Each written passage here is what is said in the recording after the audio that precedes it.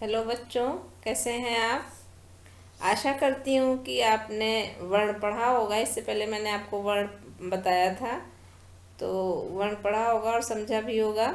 यदि आपको कुछ समझ में नहीं आता है तो आप कमेंट बॉक्स में कमेंट ज़रूर करिए, जिससे कि मैं आपको और अच्छे से समझाने का प्रयास कर सकूँ। आगे मैं वर्णमाला पर चर्चा करती हूँ कि वर्णमाला किसे कहते हैं। वर्णों के क्रमबद्ध समूह को वर्णमाला कहते हैं। वर्णों के क्रमबद्ध समूह को वर्णमाला कहते हैं। संस्कृत वर्णमाला में कुल 50 वर्ण हैं, जैसे अ आ ई उ ऊ री री री री ए ओ अंग अह। तो एक है ह्रस्व री, एक है दीर्घ री।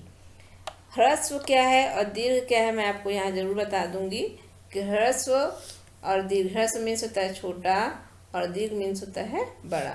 जैसे ह्रस्व अ है, दीर्घ आ है, फिर ह्रस्व ई, फिर दीर्घ ई। इसी तरह से ह्रस्व और दीर्घ होते हैं। आगे है क ख ग घ अंग।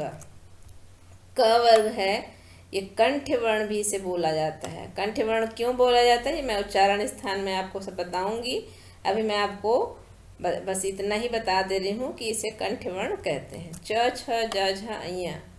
ये च वर्ग है, इसे तालव्य वर्ण कहते हैं। फिर ट ठ ड ढ अड़ा। ट वर्ग मूर्धन्य वर्ण होता है। त थ द ध न, इसे त वर्ग दंत्य वर्ण भी कहा जाता है। प फ ब भ म, प वर्ग को ओष्ठ्य वर्ण भी कहते हैं। आगे आते हैं 4 वर्ण य र ल व। ये है अंतस्थ वर्ण। और श स स ऊष्मन वर्ण कहा जाता है। ह कहते हैं श्वास। ये क्यों कहा जाता है इसे मैं आपको उच्चारण स्थान में जरूर समझाऊंगी। आगे चलते हैं, देखते हैं ये जो अनुस्वार लिखा हुआ है आपको, ये अंग और अह है, उसे कहते हैं अनुस्वार। अंग को, अंग की जो बिंदी होती है उसे कहते हैं अनुस्वार। ये नासिक्य होता है, इसे अनुस्वार कहा जाता है। और अह के जो 2 बिंदियां होती हैं में उसे विसर्ग के नाम से जाना जाता है। विसर्ग उसे कहते हैं।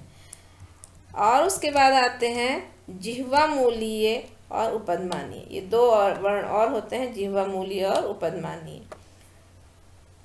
जिह्वा मूलीय और की जो का चिन्ह जो होता है वो आपका 2 ये दिखा दे रही हूँ, इसी तरह से होता है। और इसका जो उच्चारण होता है ये ह के ह ध्वनि से ही सुनाई देता है। ये उच्चारण स्थान में अच्छे से समझाऊंगी। उपदमा प यानी ओष्ठ्य होता है, प फ, इसका भी स्थान जो है ह होता है। उच्चारण जो सुनाई देता है वो ह सुनाई देता है उपदमानी में। आगे चलते हैं, इन वर्गों को, वर्णों को जो है 2 वर्गों में विभक्त किया जाता है। वर्णों को 2 वर्गों में विभक्त किया जाता है, स्वर और व्यंजन। स्वर किसे कहते हैं? वर्णों स्वयं राजन्ते इति स्वरा। ये एक सूत्र है, स्वयं राजन्ते इति स्वरा, अर्थात जो वर्ण स्वयं उच्चर हों स्वर वर्ण या अच कहलाते हैं। ये बिना की सहायता के बोले जाते हैं। जो वर्ण हम बोलते हैं अ इस से जो भी वर्ण हम बोलेंगे, स्वर बोलेंगे, तो क्या इसके साथ में किसी की और ध्वनि सुनाई देती है? नहीं। मुझे इसमें किसी भी व्यंजन या किसी भी स्वर की ध्वनि नहीं सुनाई दे रही है। तो जो बिना किसी सहायता के कहते हैं जो वर्ण, उसे ही हम क्या कहते हैं? स्वर कहते हैं। जैसे अ आ ई उ आदि। आगे चलते हैं कि व्यंजन किसे कहते हैं। व्यंज्यते वर्णांतर संयोगेन द्योत्यते ध्वनि विशेषो येन तद व्यंजनम। ये एक सूत्र है व्यंजन का। व्यंज्यते वर्णांतर संयोगेन द्योत्यते ध्वनि विशेषो येन तद व्यंजनम, अर्थात जो वर्ण स्वउच्चरित न होकर स्वर की सहायता से बोले जाते हैं उन्हें हम व्यंजन वर्ण या हल वर्ण कहते हैं। ये स्वर के बिल्कुल उल्टा होता है। स्वर बिना किसी सहायता के बोले जाते हैं और ये स्वर की सहायता से ही बोले जाते हैं। जैसे हम बोलते हैं क बोलते हैं तो का जब बोलेंगे तो का में हमें किसकी आवाज़ सुनाई दे रही है? अ की सुनाई दे रही है। की बोलेंगे तो हमें ई की आवाज़ सुनाई दे रही है। तो अगर यदि हम क के साथ अ की ध्वनि सुनाई दे रही तो क प्लस क हलंत हो जाएगा और प्लस अ हो जाएगा, तो हमारे वो बन जाता है क। और क हलंत प्लस ई लिखेंगे तो की बन जाता है।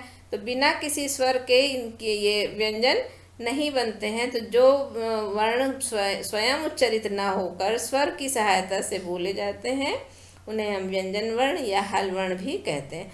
हल वर्ण क्यों कहते हैं? क्योंकि वो बिना किसी जब भी किसी की सहायता, जब उन्हें अकेला लिखा जाता है, स्वयं जो व्यंजन होते हैं तो वे बिना हलंत के नहीं लिखे जाते हैं। हलंत का जो चिन्ह होता है वो एक छोटी नीचे पाई होती है, जैसा कि आप यहाँ देख रहे हैं।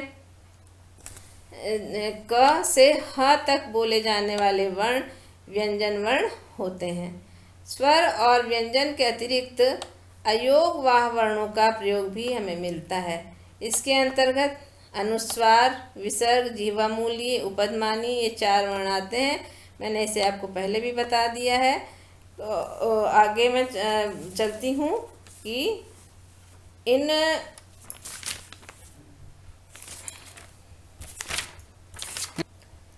आगे मैं बताती हूँ आपको कि स्वर के भी 3 प्रकार होते हैं, जैसे ह्रस्व स्वर, दीर्घ स्वर और प्लुत स्वर। ये 3 प्रकार के स्वर बताए गए हैं। मैंने आपको पहले भी बताया था कि ह्रस्व मीन्स छोटा होता है, दीर्घ मीन्स बड़ा होता है। तो ह्रस्व, दीर्घ और प्लुत 3 प्रकार के स्वर बताए गए हैं। ह्रस्व में अ, इ, उ, री यानी ह्रस्व री एवं री ये होते हैं। और दीर्घ में क्या होता है? बड़ा आ, बड़ी ई, बड़ा ऊ, यानी दीर्घ आ, दीर्घ ई, दीर्घ ऊ, दीर्घ री, फिर ए ओ औ, ये होते हैं। प्लुत स्वर क्या है? प्लुत स्वर किसी दीर्घ स्वर के आगे जब मैं 3 लिख दूंगी तो उसे कहते हैं प्लुत स्वर, यानी 3 गुना ज़्यादा समय लगता है, उसमें मात्रा ज़्यादा लगती है, तो वो हो जाता है प्लुत स्वर। किसी चीज़ को हम लंबे से खींचते हैं, जैसे ओम, तो ओम बोलते हैं तो हम उसको कुछ देर तक बोलते हैं तो उसकी मात्रा कितनी होती है? 3 मात्रा गिनी जाती है। तो उस 3 मात्रा गिने जाने को प्लुत स्वर के नाम से जाना जाता है। उस जैसे ओम या क, इस तरह से आ के आगे 3 लिख देने से आ, जितनी देर तक मात्रा लगेगी उसे हम बोलते हैं प्लुत स्वर। उच्चारण काल को मात्रा भी कहते हैं। उच्चारण में जो समय लगता है उसे हम क्या कहते हैं? उसे हम मात्रा कहते हैं। तो ह्रस्व में कितना मात्रा लगता है? केवल 1 मात्रा का ह्रस्व स्वर होता है, यानी बहुत छोटा सा समय लगता है, अ या इ, इस तरह से। और दीर्घ स्वर में 2 मात्रा का होता है, जैसे आ, ई, ना, जैसे का, पा। तो इसमें थोड़ा देर तक मात्रा जो ज़्यादा खींचा जाता है, 2 मात्रा तक खींचा जाता है, उसे दीर्घ स्वर कहते हैं। प्लुत स्वर जैसे ओम या आदि, इस तरह से मात्रा हो जाती है।